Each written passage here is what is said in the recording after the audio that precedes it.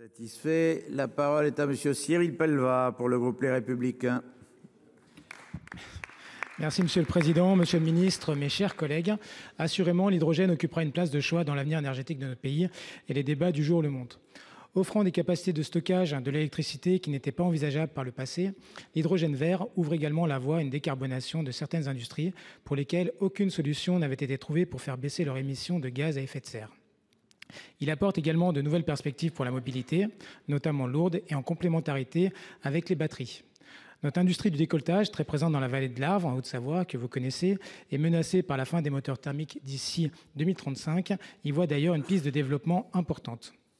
Toutefois, considérer l'hydrogène comme une solution miracle amenée à remplacer les autres formes d'énergie, vous l'avez rappelé, Monsieur le Ministre, serait une méprise.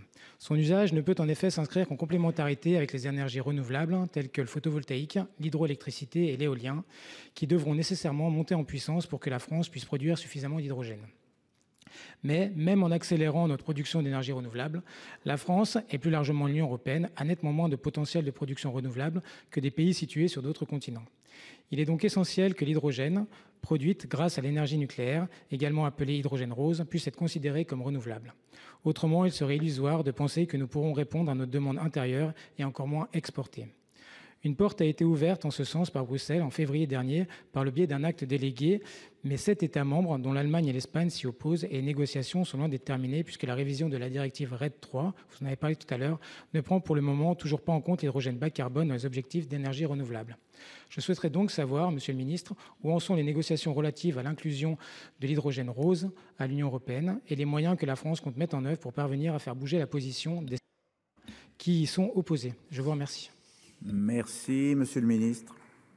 Merci, Monsieur le Président, Monsieur le Sénateur. D'abord, la vallée de l'Arve, juste mentionner en passant que vous le savez sans doute, il y a des projets de moteurs thermiques à hydrogène qui existent, donc qui redonnent l'espoir à ces industries qui sont extrêmement focalisées sur le moteur thermique. Il y a des stratégies qui existent, des technologies qui existent que nous subventionnons, notamment Symbio et FEV, et donc c'est important pour les producteurs de votre région de le savoir.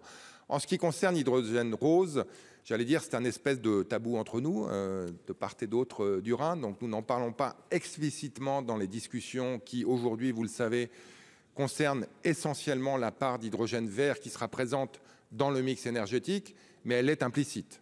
Quand on dit qu'on va réduire les objectifs d'hydrogène vert pour les États qui, dès 2030, seront au-dessus de 23% d'hydrogène vert, on donne de fait un avantage implicite, un peu tabou, comme je le dis, en passant à ceux qui, comme nous, souhaitent développer l'hydrogène dit rose ou l'hydrogène à bas carbone. Donc, on n'est pas encore complètement atterri, je dirais, sur un compromis qui nous satisfait. Et de ce point de vue-là, même si les discussions au sein du gouvernement ne sont pas encore totalement terminées pour avoir notre position finale sur le compromis de la Commission, ce que je peux vous dire aujourd'hui, c'est qu'il, même si c'est une avancée, il ne nous satisfait pas complètement. Mais voilà, on va dans le bon sens, on aura à la fois du vert et du rose, mais on n'a pas encore complètement convergé et donc on va continuer à travailler.